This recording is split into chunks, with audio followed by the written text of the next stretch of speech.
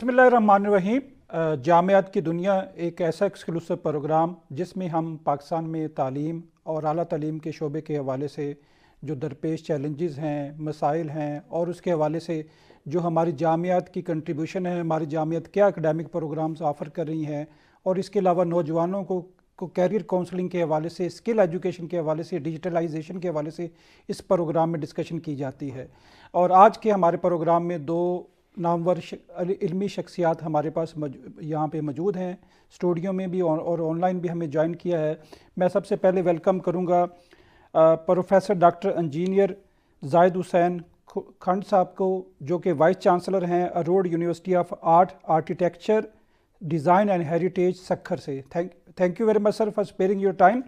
Doctor साहब जो है माशाल्लाह 32 साल एक तवील उनका तजर्बा है हायर एजुकेशन में, और उनकी सबसे बड़ी जो सक्सेस स्टोरी ना सिर्फ अरोड़ यूनिवर्सिटी है बल्कि वो IBA सक्खर जो कि एक नामवर पाकिस्तान का इदारा है, नॉर्दर्न सिंध में वाक़या है, और वो उनके भी पायनियर टीम में डॉक्टर साहब मौजूद थे।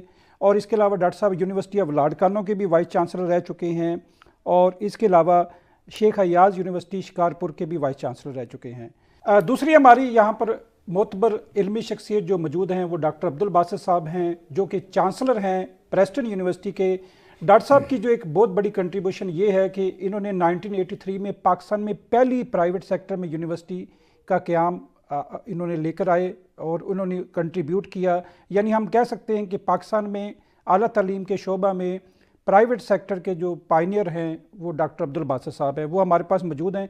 वो इसके अलावा प्रेसिडेंट भी हैं जो फेडरल चैप्टर है एप्सेप, जिसको पाकिस्तान प्राइवेट सेक्टर एसोसिएशन भी कहा जाता है। डॉक्टर साहब की माशाल्लाह बहुत ज़्यादा कंट्रीब्यूशन है। वेलकम सर आप दोनों शख्सियात को स्टूडियो में। मैं अब रिक्वेस्ट करूंगा डॉक्टर अब्दुल बासित साहब से, सर आप भी अपनी यूनिवर्सिटी के बारे में तारुफ़ करवाइएगा कि आपके कौन कौन से एकेडमिक प्रोग्राम्स हैं, फैकल्टीज़ हैं, और साल में एडमिशन्स आप कितनी दफ़ा ऑफ़र करते हैं, और स्कॉलरशिप्स के हवाले से भी। जी मुर्तज़ा साहब बहुत शुक्रिया मुझे इस प्रोग्राम में इनवाइट करने के लिए। मैं मुख्तसरन कुछ प्रेस्टन यूनिवर्सिटी के बारे में अर्ज़ करूँगा। हमने 1983 में प्रेस्टन यूनिवर्सिटी का आगाज़ किया, जो पाकिस्तान की सबसे पहली प्राइवेट यूनिवर्सिटी थी, और हम ये क्रेडिट लेते हैं कि प्राइवेट सेक्टर हायर एजुकेशन को हमने लीड किया। उसके बाद बेशुमार यूनिवर्सिटीज़ आईं और माशाल्लाह इस वक्त private sector higher education well established है। कोई 107 के करीब प्राइवेट यूनिवर्सिटीज़ हैं जो पब्लिक यूनिवर्सिटी के साथ मिल के हायर एजुकेशन की रिक्वायरमेंट्स पूरी कर रहे हैं। प्रेस्टन यूनिवर्सिटी में इस वक्त 6 फैकल्टीज़ हैं, जिसके अंदर हम बहुत सारे डिग्री प्रोग्राम्स, तकरीबन 43 डिग्री प्रोग्राम्स ऑफ़र कर रहे हैं। मेनली जो डिग्री प्रोग्राम्स हैं जो ज़्यादा पॉपुलर हैं वो कंप्यूटर साइंस के हैं, और उसके जो रिलेटेड एरियाज़ हैं आर्टिफिशियल इंटेलिजेंस है, साइबर सिक्योरिटी है, डाटा साइंस है। इसके अलावा बिज़नेस एडमिनिस्ट्रेशन एक बहुत पॉपुलर प्रोग्राम है, उसमें बहुत स्टूडेंट आते हैं। हमारी जो फैकल्टी ऑफ नेचुरल साइंसेज़ है उसके अंदर हम फ़िज़िक्स, केमिस्ट्री, बायोलॉजी, मैथमेटिक्स, इसमें अंडर ग्रेजुएट डिग्रीज़ हैं जो हम ऑफ़र करते हैं। इसके अलावा सोशल साइंसेज़ के अंदर साइकोलॉजी है, इकोनॉमिक्स है, इंटरनेशनल रिलेशंस है। एजुकेशन फैकल्टी के अंदर BEd प्रोग्राम है। लेकिन जो हमारा हॉल मार्क है कि हमने आज से 10 साल पहले पाकिस्तान में सबसे पहले एक नैनो साइंस एंड टेक्नोलॉजी की डिग्री स्टार्ट की, जो बहुत कामयाब रही, बहुत मकबूल रही। और इस प्रोग्राम के अंदर हमारा चाइनीज़ गवर्नमेंट के साथ एक अंडरस्टैंडिंग भी है, एक एग्रीमेंट हुआ है पिछले 9 साल से, जो इस एग्रीमेंट के तहत 3 हमारे BS नैनो टेक्नोलॉजी ग्रेजुएट हर साल PhD स्कॉलरशिप पे चाइना जाते हैं, और ये एक बहुत बड़ी कंट्रीब्यूशन है जो यहाँ से हासिल हो रही है।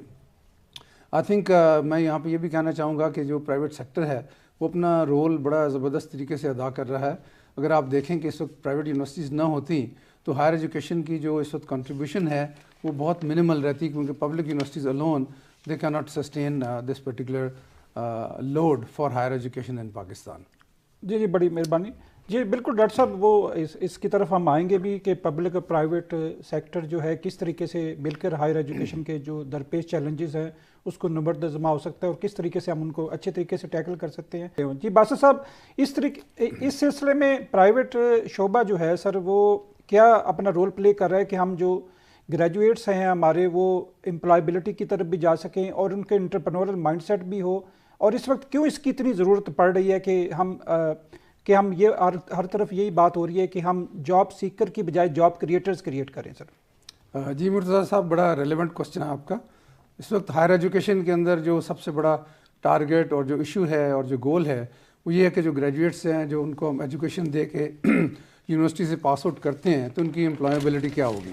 آبویسلی ایک تو کنسرن یہ ہوتا ہے کہ جو ان کی ایجوکیشن ہے وہ مارکیٹ اورینٹیڈ ہو، تاکہ جو انڈسٹریز ہیں، بزنسز ہیں، ان کو امیڈیٹلی امپلائمنٹ دیں اور اپنے ساتھ شامل کریں.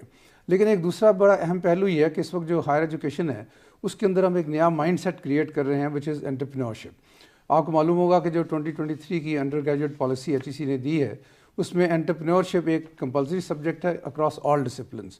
اور وہ صرف ایک سبجیکٹ نہیں ہے، وہ بیسیکلی ایک ڈائمینشن ہے جس میں ہم بچوں کے اندر یہ انکلکیٹ کرتے ہیں ایک اسپرٹ کہ آپ نے باہر نکلنا ہے اور نوکری ڈھونڈنے کے بجائے اپنا بزنس کرنا ہے، دوسروں کو نوکری دینی ہے، دوسروں کو جابز دینی ہے instead of just searching for the jobs.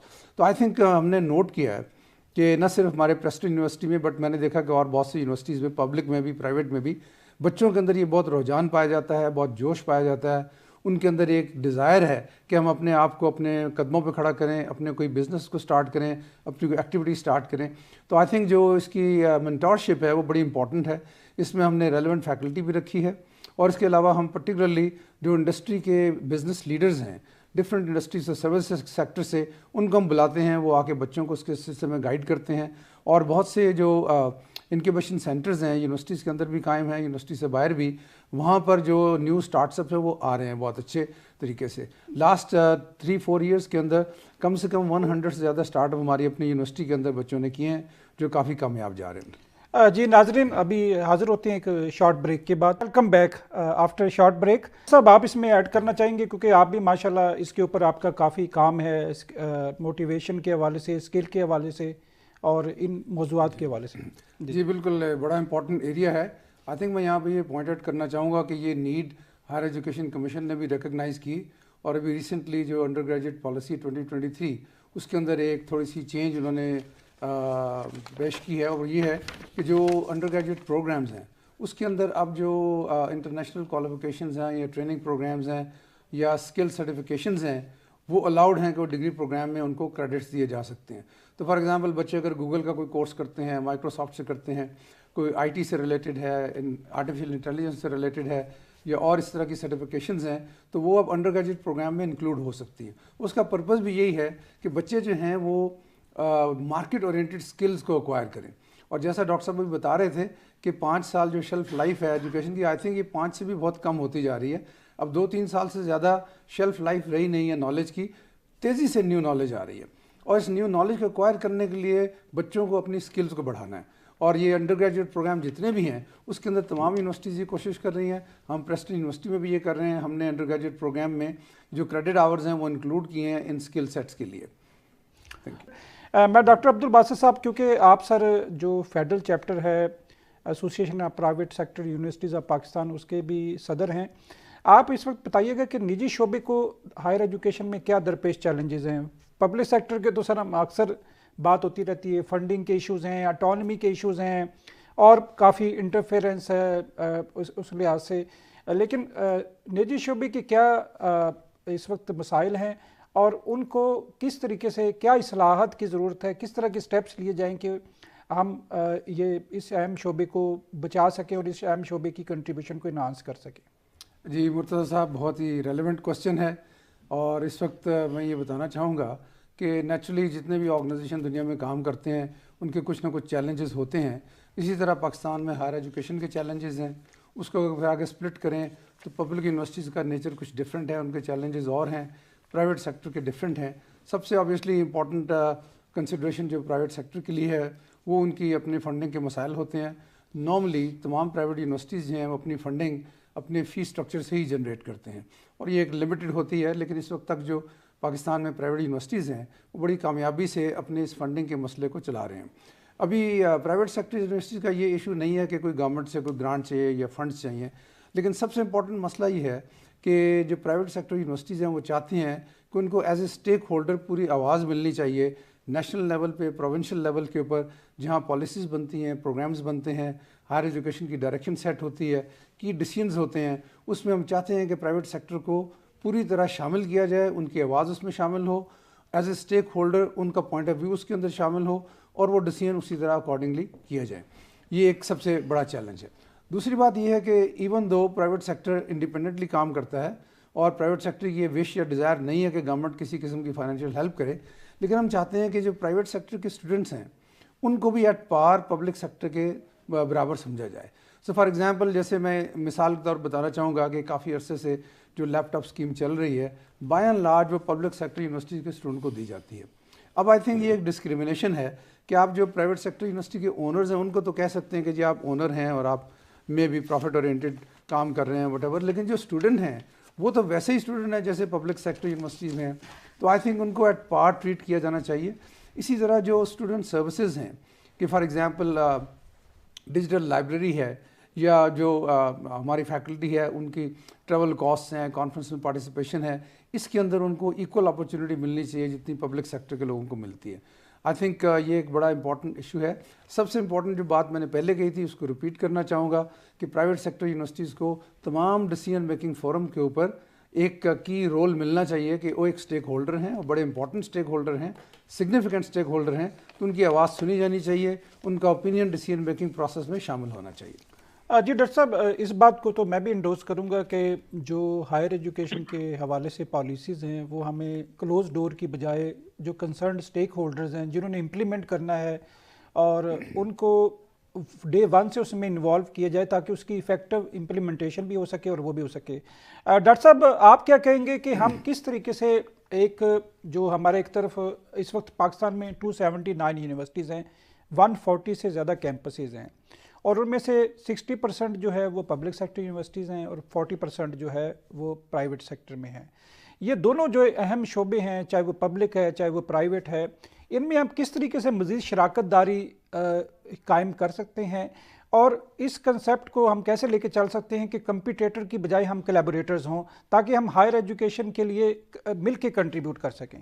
جب ہم پرائیویٹ سیکٹر کے پاس جاتے ہیں وہ کہتے ہیں جی کہ ہمیں ہمارے جو ہمارے پاس تو سیٹ سے ویکینٹ ہیں, ہمارے پاس وہ جو ریکوائرڈ لوگ ہیں جن کی یا ریکوائرڈ سکلز ہوتی ہیں وہ نہیں مل پاتی, اور یونیورسٹیز کی طرف سے یہ آتا ہے کہ ہمارے جو گریجویٹس ہیں ان کو انڈسٹری نہیں لے رہی ہوتی.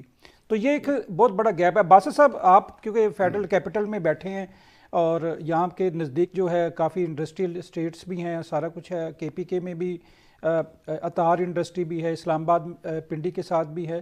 تو آپ سر اس کے بارے میں کیسے کیا کہیں گے کہ کس طریقے سے یہ جو ڈاکٹر صاحب نے بات کی ہے کہ ہم ایفیکٹولی جو یہ جو گیپ ہے اکیڈیمیا اور انڈسٹری کے درمیان اور پالیسی میکرز کے درمیان بھی, یہ تینوں سر وہ بڑے امپورٹنٹ ہے, اس کو کیسے ہم بریج کر سکتے ہیں؟ آئی تھنک یہ بڑا امپورٹنٹ ایریا ہے اور ڈاکٹر زید صاحب نے جو اپروچ بتائی ہے وہی ایک پریکٹیکل اپروچ ہے کہ جو فیکلٹی ہے اور جو ہمارے اکیڈمک لیڈرز ہیں وہ خود انڈسٹری کو اپروچ کریں, وہاں جا کر ان کو اسٹڈی کریں, جائزہ لیں کہ ان کے کیا چیلنجز ہیں, ان کو کس طرح کی اسکل سیٹس چاہیے, کس طرح کے گریجویٹ کن ایریاز میں ٹرینڈ چاہیے, اور پھر واپس آ کے اس کو کریکولم کے اندر ایمبیڈ کریں. اور آپ نے مرتضیٰ صاحب جو تیسرا کمپوننٹ اس نے بتایا وہ بڑا امپورٹنٹ ہے کہ جو نیشنل لیول پہ یا پروونشل لیول پہ پالیسی میکرز ہیں ان کو بھی اس ٹرائیڈ میں شامل ہونا چاہیے. تو یہ تین چیزیں ہیں کہ انڈسٹری اور بزنس ایک سائڈ پہ ہے, یونیورسٹیز اور اکیڈیمیا دوسرا اینگل ہے, اور تیسرا جو ایجوکیشن کے پالیسی میکرز ہیں پروونشل اور نیشنل لیول پہ, ان تینوں کو آپس میں مل کے بیٹھنا ہے اور یہ انشور کرنا ہے کہ جو مارکیٹ کے اندر ریکوائرمنٹس ہیں وہی ہمارے کریکولم کے اندر ریفلیکٹ ہوں, اور جب وہ ریفلیکٹ ہوں گی تو یہ گریجویٹ جب مارکیٹ میں جائیں گے تو امیڈیٹلی وہ ٹیک اپ ہوں گے. آئی تھنک اس کی بیسٹ ایگزامپل یہ ہے کہ کمپیوٹر سائنس ایسا ایریا ہے جو بڑا فاسٹ ایمرجنگ ہے اور اس کی جو ڈسپلن کی اپنی فورس اتنی ہے کہ کسی کے کہے سنے بغیر یہ اپنی اسکل سیٹ خود جنریٹ کرتا جاتا ہے. جیسے آپ دیکھ لیں آرٹیفیشیل انٹیلیجنس ہے تو خود بخود اس کا پریشر ہے, ہر کوئی سیکھ رہا ہے, ہر کوئی اسکل کو ایکوائر کر رہا ہے اور آگے چل رہا ہے. ہمیں اسی طرح باقی ڈسپلنس میں بھی کرنا ہے, چاہے وہ نیچرل سائنسز ہوں, اپلائڈ سائنسز ہوں, انجینئرنگ ہو, آرٹس ہو. ہمیں یہ دیکھنا ہے کہ یہ تینوں اسٹیک ہولڈر جو ہیں پالیسی میکرز, انڈسٹری اور بزنس اور اکیڈیمیا, یہ مل کے بیٹھ کے ڈیسائیڈ کریں کہ ایگزیکٹ ریکوائرمنٹس کیا ہیں اور وہ کریکولم کے اندر ریفلیکٹ ہوں, وہ ٹریننگ کے اندر ریفلیکٹ ہوں. اور تیسری چیز ایک یہ ہے کہ جو انڈسٹری کے اندر انٹرنشپ وغیرہ کے پروگرام ہوتے تھے اس کو ہمیں زیادہ ماڈرنائز کرنا ہے. انسٹیڈ آف کہ سمر میں جا کے 2 مہینے میں ایک بچے نے پورے 4 سال کے اندر ایک دفعہ 2 مہینے لگا لیے اور اس کو انٹرنشپ کی ریکوائرمنٹ پوری ہوگی. آئی تھنک کہ کنٹینیوسلی ہمارے جو گریجویٹس ہیں ان کو پارٹ ٹائم یا سمر کے دوران فل ٹائم انڈسٹری بزنس میں پلیس کرنا چاہیے تاکہ وہ ایکچولی اپنی جو اسکل ایکوائر کی ہیں وہ اپلائی بھی کریں اور نئی چیزیں وہاں سیکھیں. تو آئی تھنک یہ جو انٹیگریشن ہے انڈسٹری اور اکیڈمیا کی, اس کو زیادہ ایکٹیو اور زیادہ فورسفل بنانے کی ضرورت ہے. جی تھینک یو ڈاکٹر صاحب, آپ نے اس اہم ٹاپک کے اوپر بڑی سیر حاصل گفتگو ہوئی. ناظرین اب ہم ایک بریک لیتے ہیں اور اس کے بعد آپ کے پاس حاضر ہوتے ہیں اور اس ڈسکشن کو کنٹینیو رکھیں گے. Welcome back after break. Basit صاحب 1970s میں 80s میں پاکستانی کیمپسز انٹرنیشنل اسٹوڈنٹ سے بھرے ہوتے تھے, اور ابھی بھی ہم جب افریقہ جاتے ہیں یا دوسرے کنٹریز میں جاتے ہیں تو جب ان سے بات ہوتی ہے کہ کوئی بھی امپورٹنٹ منسٹر سے بات ہوتی ہے تو وہ کہتے ہیں میں تو جی فلاں پاکستانی یونیورسٹی کا الومنس رہا ہوں, میں وہاں کا اولڈ اسٹوڈنٹ ہوں, اور وہ اردو میں بات کرتی ہیں. تو اس کلچر کو ہم کیسے ریوائیو کر سکتے ہیں کہ ہم اپنے کیمپسز میں انٹرنیشنل اسٹوڈنٹس کو بھی لے کر آئیں؟ اور ابھی آپ نے جو ایپسپ ہے اس نے پاکستان ایجوکیشن پورٹل کو بھی اس وقت فارم کیا ہے, اور پاکستان ایجوکیشن پورٹل اس سلسلے میں کیا رول پلے کر سکتا ہے سر؟ جی مرتضیٰ صاحب, بہت اچھا ریلیونٹ کوسچن ہے. پہلے تو ذرا اس کی بیک گراؤنڈ پہ میں تھوڑا سا بات کروں گا. آپ نے 1970s اور 80s کی بات کی. یہ وہ زمانہ تھا کہ پاکستان ایک ریلیٹیولی پیسفل امیج رکھتا تھا دنیا میں, اور دنیا سے بہت لوگ اٹریکٹ ہو کے آتے تھے ایجوکیشن میں.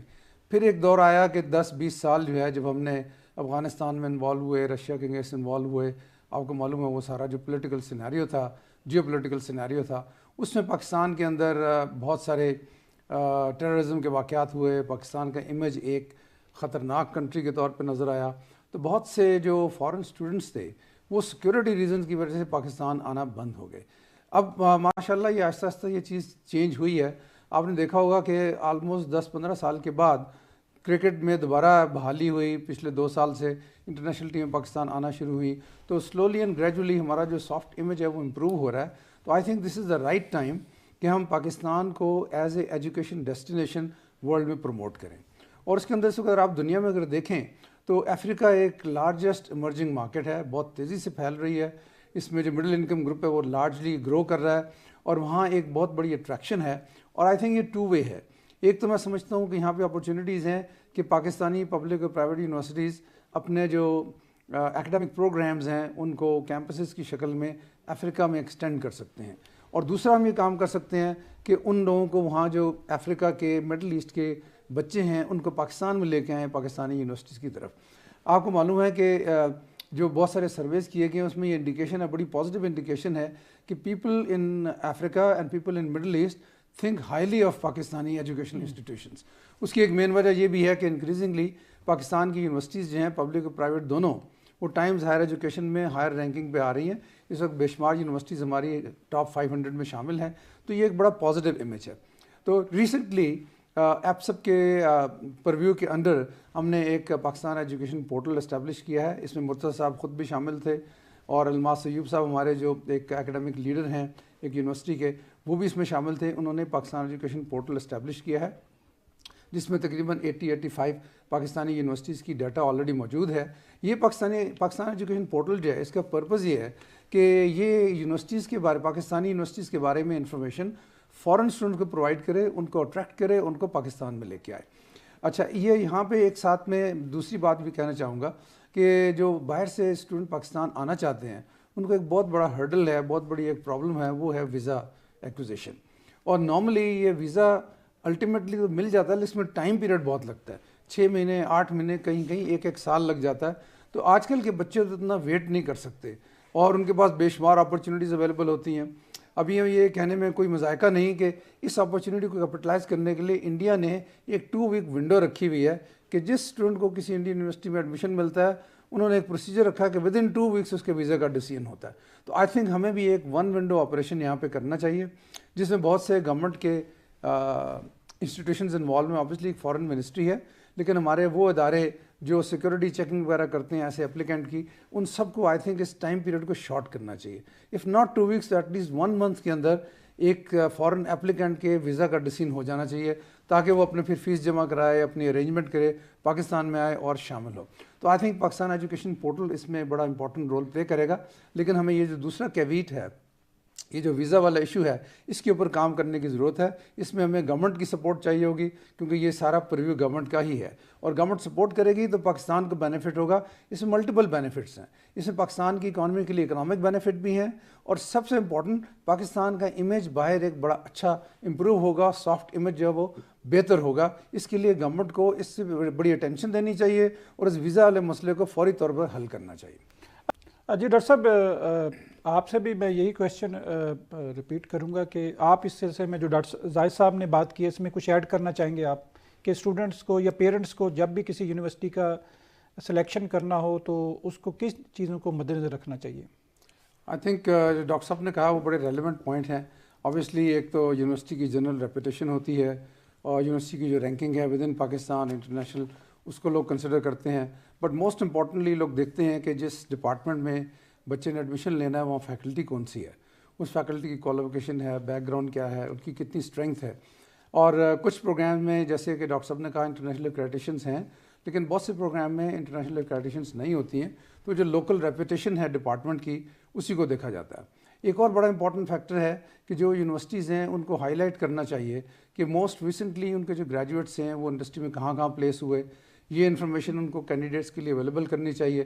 تو جو نئے بچے ایڈمیشن کے لیے آتے ہیں جب وہ دیکھتے ہیں کہ اس ڈپارٹمنٹ سے جو ابھی ریسنٹلی گریجویٹ نکلے وہ کہاں کہاں پلیس ہوئے, کتنے لوگوں نے اپنا بزنس اسٹارٹ اپ کیا یا کتنے لوگوں نے جابس کی, کہاں پہ کی, یہ امپورٹنٹ ہے آئی تھنک. لیکن ایک اور امپورٹنٹ بات یہ ہے کہ جیسے ڈاکٹر صاحب نے پہلے جنریشن زی کا ذکر کیا, جنریشن زی اب ایسی اسٹیج پہ ہے جو مارکیٹ میں انٹر ہو چکی ہے. یہ وہ لوگ ہیں جو 1988 2006 کے درمیان پیدا ہوئے تھے. اب جو آ رہی ہے وہ جنریشن الفا ہے جو 2006 کے بعد پیدا ہوئے ہیں. یہ جو جنریشن ہے یہ ساروں سے بالکل ہی ڈفرینٹ ہے. اس جنریشن کا مین فوکس یہ ہے کہ وہ امیڈیٹلی لائف میں کامیاب ہونا چاہتے ہیں, اور پرٹیکولرلی جو آرٹیفیشیل انٹیلیجنس اور اس سے ریلیٹڈ جو نئی ٹیکنالوجیز ہیں ان کے اندر جانا چاہتے ہیں. تو ہمیں دیکھنا یہ ہے کہ ہمارے ڈگری پروگرام کیا ان ریکوائرمنٹ کو پورا کرتے ہیں, چاہے وہ ڈسپلن کوئی بھی ہو, نیچرل سائنسز ہو, اپلائڈ سائنسز ہو, انجینئرنگ ہو. کیا یہ ماڈرنائزڈ فیلڈ ہے, کیا ہم نے اس کو اتنا ریویمپ کیا ہے کہ ماڈرن ٹیکنالوجی کے ساتھ ملتا ہے, کیونکہ جنریشن الفا ہے وہ ان چیزوں کو دیکھتے ہیں. ابھی ایک چیز یہاں میں یہ بھی کہنا چاہوں گا کہ ہماری بڑی امپورٹنٹ نیڈ ہے کہ ہم 4 ایئر پروگرام کے بجائے جو 2 ایئر ایسوسیٹ ڈگری ہے اس کو پش کریں, کیونکہ جنریشن الفا جو ہے وہ زیادہ سے زیادہ چاہتے ہیں کہ ہمارا یونیورسٹیز میں ٹائم کم ہو اور امیڈیٹلی ہم پروڈکٹیو ہو جائیں, مارکیٹ کے اندر چلے جائیں. تو آئی تھنک ہمیں ایسوسیٹ ڈگریز کے اوپر فوکس کر کے اس کو ریویمپ کرنا ہے. جی اچھا سر, میں ابھی آپ کا ڈاکٹر صاحب آپ کا آخر میں یہ پروگرام کا آخری حصہ ہے جس میں آپ کا ہم میسیج بھی لینا چاہیں گے. ورک سمارٹ, ٹیک پرابلمز ایز چیلنجز, یہ میں آپ کا میسیج پڑھ رہا تھا جو ویب سائٹ کے اوپر بھی اویلیبل ہے. تو آپ ہمارے نوجوانوں کو کیا ایڈوائز کرنے چاہیں گے, خاص طور پہ یونیورسٹی گریجویٹس کو, کہ جب وہ پریکٹیکل لائف میں ہوں یا ڈیورنگ آن کیمپس ہوں تو ان کو کن چیزوں کو مد نظر رکھنا چاہیے اور ان کے لیے کیا سر آپ میسیج دینا چاہیں گے؟ سر ایک تو جو اس وقت ضرورت ہے وہ ہمارے نوجوانوں کو یہ ہے کہ دے مسٹ بی فوکس, وہ کہ جو بھی وہ پروگرام سلیکٹ کرے اس میں اپنا فوکس رکھے اور اس میں جو ریلیونٹ اسکل سیٹ ریکوائرڈ ہے ان کو وہ اچیو کرے.